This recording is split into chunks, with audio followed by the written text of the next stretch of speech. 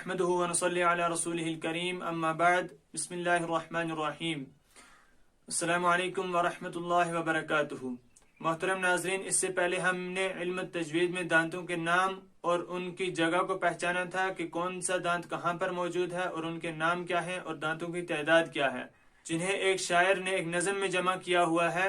وہ فرماتے ہیں، ہے تعداد دانتوں کی کل 30 اور 2، ثنایا ہیں 4 اور رباعی ہیں 2 ہیں انیاب 4 اور باقی رہے 20، کہتے ہیں قرہ ازراس انہی کو، زواحق ہیں 4 اور تواحن ہیں 12، نواجز بھی ہیں ان کے بازو میں 2۔ تو ناظرین، میں امید کرتا ہوں کہ جو ہم نے وہ دانتوں کے نام اور ان کی تعداد کو جانا تھا ان کو آپ نے اچھے سے سمجھا اور اچھے سے یاد کیا۔ آج ہم مخرج پڑھیں گے کہ کس حرف کا کیا مخرج ہے، یعنی جو حرف ہم ادا کرتے ہیں اس حرف کے ادا کرنے میں ہمیں منہ کا کون کون سا حصہ استعمال کرنا ہوتا ہے، اس کو مخرج کہتے ہیں، یعنی کہ حرف کے نکلنے کی جگہ۔ تو ناظرین چلیے شروع کرتے ہیں۔ مخارج مخرجن کی جمع ہے، مخرج کے معنی نکلنے کی جگہ۔ اصطلاح میں جس جگہ سے کوئی حرف نکلتا ہے اس کو مخرج کہتے ہیں۔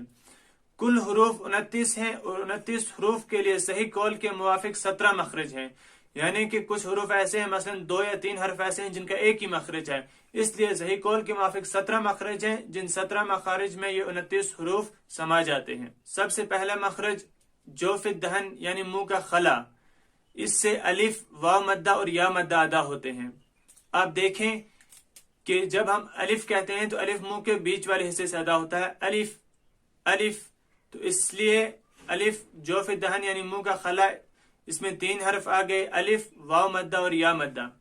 اس کے بعد دونوں ہونٹوں کی تری کا حصہ، یہ دوسرا مخرج ہے، دونوں ہونٹوں کی تری کا حصہ، اس سے کیا کیا ادا ہوتا ہے؟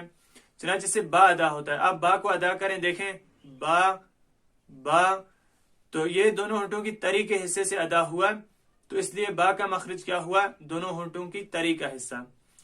اس کے بعد زبان کی نوک اور ثنایا علیہ کی جڑ۔ زبان کی نوک یہ ثنایا علیہ آپ جانتے ہیں کہ سامنے کے جو 2 دانت ہیں اوپر والے، ان کو ثنایا علیہ کہتے ہیں۔ ان کی جڑ یعنی لاسٹ پہ، ان کی جڑ سے جب زبان کی نوک ملی تو اس سے کیا ادا ہوا؟ تا دال طا، تو یہ تینوں حرف ایک ہی مخرج میں آ گئے۔ وہ کیا ہے؟ زبان کی نوک اور ثنایا علیہ کی جڑ۔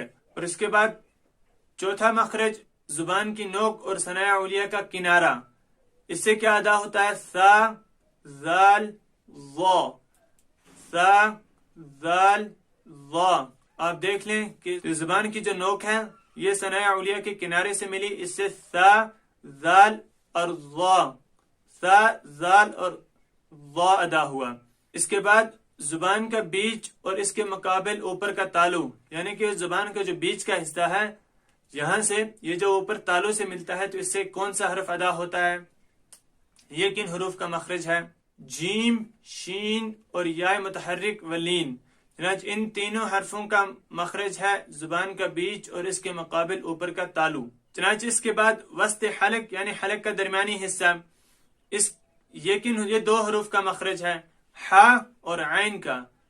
وسط حلق یعنی حلق کا درمیانی حصہ، حلق کے 3 حصے ہوتے ہیں، حلق کا منہ کی طرف والا حصہ، حلق کا درمیانی حصہ اور حلق کا آخری سینے کی طرف والا حصہ۔ تو یہ جو حلق کا درمیانی حصہ ہے اس سے عین اور حا نکلتے ہیں۔ ادنائے حلق یعنی حلق کا منہ کی طرف والا حصہ، اس سے خا اور غین نکلتے ہیں، یعنی کہ جو حلق کا جو منہ کی طرف والا حصہ ہے اس سے خا اور غین نکلتے ہیں۔ چنانچہ یہ مخرج 2 حروف کا مخرج ہوا کہ اس سے غین اور خا نکلتے ہیں۔ زبان کا کنارہ اور زبان کی پشت جب کہ ملے ثنایا علیہ اور رباعی کے مسوڑوں سے، اس سے کیا ادا ہوتا ہے؟ را را۔ آپ دیکھیں کہ زبان کی نوک اور کچھ زبان کی پشت، یہ جب ثنایا علیہ اور رباعی، ثنایا علیہ یہ ہیں، یہ اور ان کے جو ساتھ میں دوسرے دانت ہیں رباعی، ان کے جب مسوڑوں سے ملتی ہے یہ زبان، تو اس وقت کیا ادا ہوتا ہے؟ را۔ زبان کی نوک اور ثنایا سفلا کا کنارہ اور کچھ اتصال ثنایا علیہ سے، اس سے 3 حرف ادا ہوتے ہیں، زا، سین، صاد۔ زبان کی نوک اور ثنایا سفلا کا کنارہ آپ خود دیکھ لیں، زا یہ زبان کی نوک टकराई सनाया सुफला जो नीचे वाले दो दांत हैं इनके किनारों से, और कुछ इत्तिसाल सनाया उलिया से, चनाचे थोड़े बहुत ये सनाया उलिया से भी टकराई, इससे जा सीन स्वाद अदा हुए। ये इन तीनों का मखरज है। जुबान की करवट और ऊपर के ढाड़ों की जड़, इससे ज़ौद निकला, ज़ौद। सनाया उलिया का किनारा और नीचे के होंठों की तरी वाला हिस्सा, इससे फा निकला, फा। फा आप देखें सनाया उलिया का किनारा जो है ये नीचे वाले होंठों की तरी के साथ मिला तो इससे फा निकला।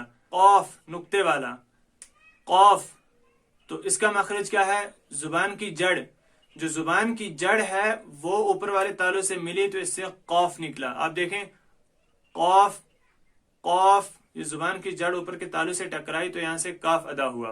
काफ, छोटा वाला काफ, काफ जिसको छड़ी होती है, तो वो कैसे अदा हुआ कि जो जुबान की जड़ है उससे मुकाबिल थोड़ा सा ऊपर आगे की तरफ वो वाला हिस्सा जुबान का ऊपर तालु से टकराया तो छोटा काफ अदा हुआ। काफ, आप देखो बड़े काफ और छोटे काफ में फर्क। कौफ ये जुबान की जड़ से निकला, काफ ये जुबान की जड़ से थोड़ा आगे के हिस्से से जब ये ऊपर तालु के साथ टकराया तब अदा हुआ। लाम, जुबान का किनारा एक जाहिक से लेकर दूसरे जाहिक तक और ऊपर के दांतों के मसोड़े। मीम, मीम, आप देखें कि जब बा हमने अदा किया तो उस वक्त दोनों होंठों की तरी वाला हिस्सा मिला। अब हम मीम अदा करते हैं, मीम, तो दोनों होंठों की खुश्की का हिस्सा मिलता है, तो इसलिए मीम का मखरज हुआ दोनों होंठों की खुश्की का हिस्सा। जुबान का किनारा एक नाब से लेकर दूसरे नाब तक और ऊपर के दांतों के मसोड़े, यानी कि जो अनियाब थे हमारे दांत, उन दांतों से एक नाब से लेकर दूसरे नाब तक जुबान का किनारा और ऊपर के दांतों के मसोड़े जब यह मिलेंगे तो उस वक्त जब जुबान इनके साथ मिलेगी तो उस वक्त नून अदा होगा। दोनों होंठ जबकि पूरे न मिलें, ये मखरज है वाव मुतहर्रिक वलीन का। अक्साए हलक यानी हलक का आखिरी सीने की तरफ वाला हिस्सा, इससे हमजा हा अदा होते हैं। खा अदनाए हलक से अदा हुआ, इसी तरह हा वस्त हलक से अदा हुआ, और हमजा ये अक्साए हलक यानी हलक का आखिरी सीने की तरफ वाला हिस्सा, तो इससे क्या अदा हुआ? हमजा और हा। तो अब हमजा और हा का क्या मखरज है? अक्साए हलक यानी हलक का आखिरी सीने की तरफ वाला हिस्सा। तो नाजरीन ये मखारिज हैं हुरूफ के, ये तमाम 17 हैं, जबकि 29 हुरूफ के 17 मखारिज हैं। तो आप इनको अच्छे से याद करें और समझें कि कौन सा हर्फ हमें कैसे अदा करना है, किस तरह अदा करना है। तो आज के लिए इतना ही, मिलते हैं अगले वीडियो में, तब तक के लिए अल्लाह हाफिज।